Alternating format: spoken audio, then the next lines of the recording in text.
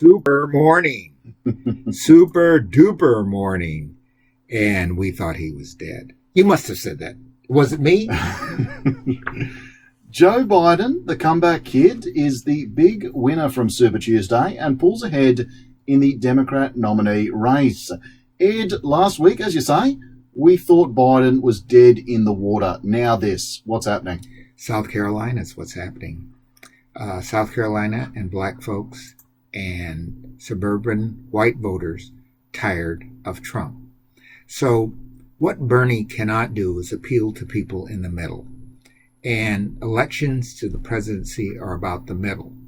Last time, Clinton gave it away. I don't think Bernie will give it away, but give away his side to Trump. But now we have a person who is in the middle, Joe Biden. And Joe Biden's credentials in the middle are very good. His best credential is a credential that hasn't showed his hand yet, and that is Obama. Obama was behind the scenes in South Carolina. You can bet your life on it.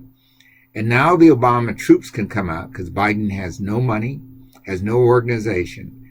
If those troops come out and do as they did in the past, go door to door, knocking on everything, gobbling up television and radio time and talk radio. Glad I don't do talk radio because I would have both Trump and Obama and Biden on. So I think there's a real chance here.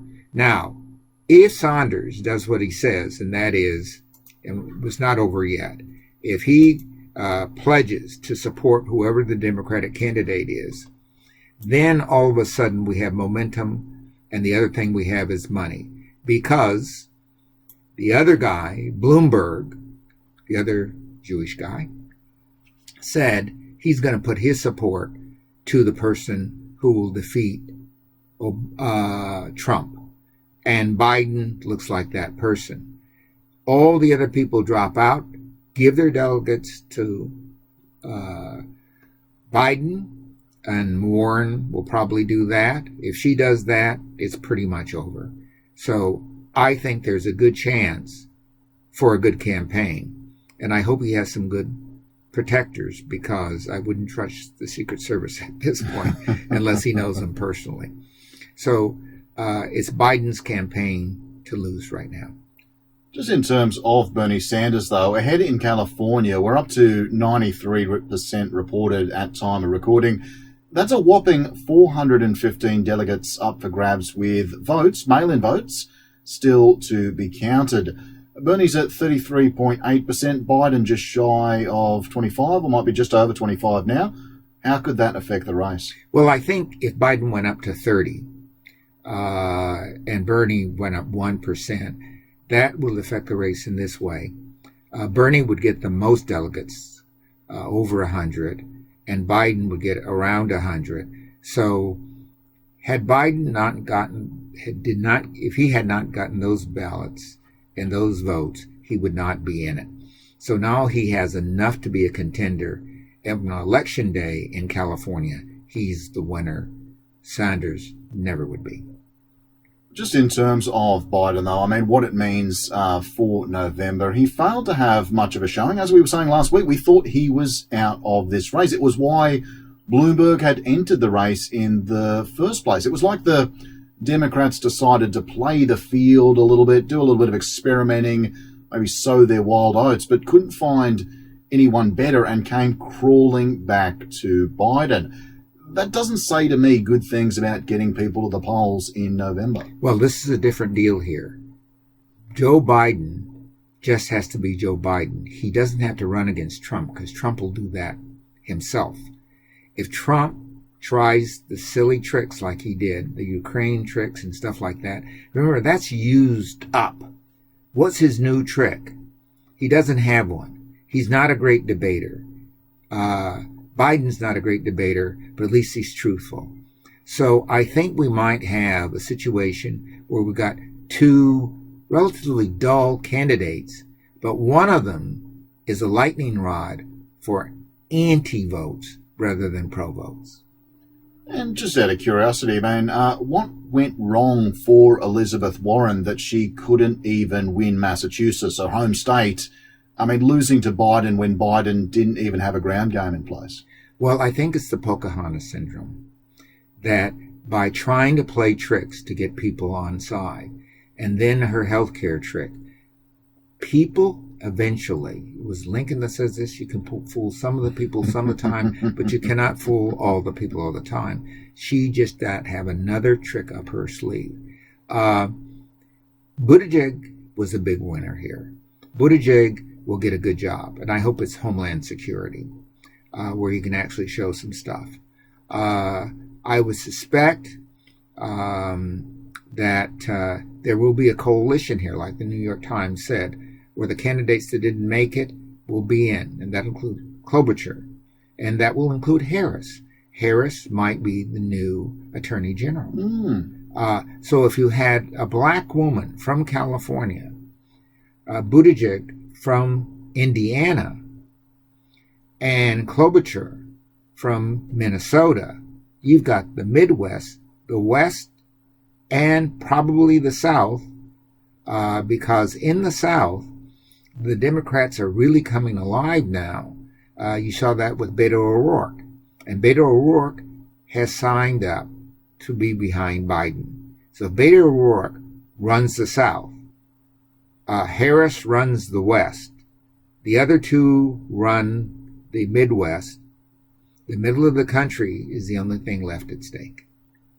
And as you mentioned there, I mean, Buttigieg and Klobuchar both sort of almost advertising for roles when they dropped out before Super Tuesday.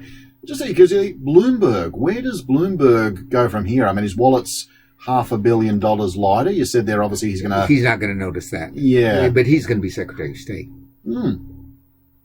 So if I were running this thing, and my credentials are a lot lower now than they were the other day, I would have that team up basically on the ticket. It also makes Biden bulletproof, because if you're surrounded by these people, you got to knock them all off. So I would, if I were Joe Biden and the Democratic Party, I say, this is my team. I got Harris here. I got Buttigieg here. And for Warren, she's not going to want a position there because there's no profile for her. But for the others, there's profile. And Beto O'Rourke, Secretary of Agriculture or Interior. That's a heck of a team. And what can Trump? Well, he'd have to get some people out of jail to compete with that. So I think this team idea has a lot of strength in it. East, west, north, south. By all your powers combined. Hey, everyone's talking about the coronavirus, so we should probably talk coronavirus too. 10 deaths in Washington state, the first to take place in California. Congress has approved $8.3 billion worth of emergency aid. Where do you think this is going to be spent? It's going to be spent on kids. I think within a couple of weeks, kids are not going to be allowed in school and gets their tested right at the schoolhouse door. Now, since in most states we already have people testing for guns, it'll be easy to have the same people testing for viruses and the like. So I think that's where $1 billion of that will go for test kits. The test kits will get smaller and lighter and easier. The kind of test kit you use with a baby, you can't put a thermometer down their mouth, but you can put something on their head. A kid whose temperature is too high is going to be sent home. And that's the way they're going to do that. The next is tightening up the hospitals. Doctors are getting this disease. So that means staff are not well protected. So that's going to have to be tightened up. And then I think only certain hospitals are going to handle these cases that have that. They will need to be tightened up. But the 10 deaths in Washington were all from one place. That's bad news and good news. And I believe everyone was over 60. That's bad news and good news. And I understand from somebody who's watching television more than I am, no kid has died even contracting the disease. They get over it relatively quickly. So maybe it's nature's way. Get rid of us old folks and bring in a new era. Maybe Bernie has a lot to say, but on corona, not on elections. And just still on this one, though, a big fall in the stock market despite the Federal Reserve hitting the panic button and cutting interest rates. Any thoughts? Well, it came up 900 points just today. And the reason for that was Biden. People see somebody sensible who can deal both with these diseases and deal with the American economy. The economy's in pretty good shape. And I'm going to give Trump credit on some of the trade issues.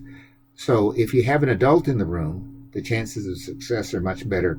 And I think the early money is riding on the kind of team I just described. And just a couple of matters before the courts, before I let you go. Supreme Court Chief Justice John Roberts has publicly chastised Chuck Schumer. Now, Chuck Schumer has gone after the Trump court appointees Neil Gorsuch and Brett Kavanaugh, warning them not to uphold abortion restrictions in a case before the court, saying you have released the whirlwind and you will pay the price. Schumer butchering that saying there. But Ed, any thoughts? I mean, there's real fears at the moment in the pro-choice movement. I would think if I were a Republican, the last thing I'd want to do is touch that, because that means you would surely lose the election. Because remember, this is not an election in the Farm Belt. This is an election in the cities. They slow this thing down, and I'm not sure that the Trump appointees will vote in the way you think they'll vote, because they are young enough to know that more time in that seat under siege is not a good idea. And an appeals court has ruled Congress cannot sue to enforce subpoenas against the Trump administration or the executive branch, meaning Congress is free to issue subpoenas and Trump, as he's been doing, is free to completely ignore them. How exactly is Congress meant to oversee anything in these circumstances, Ed? That was not the Supreme Court. No, that's just a federal appeals court. That's an appeals court. This will be appealed. And it won't get to the Supreme Court until there's a new president. So, and this appeals court narrowly made that decision on very narrow grounds. I think it's something to worry about, but it's not my biggest worry right now. Who the president's going to be is my biggest worry, and I want this guy wrapped in Teflon, bulletproof. Ed, thank you very much. My pleasure as always. Thank you, and let's hope we have a lot of cheerful stuff to talk about in the future. Excellent. All right.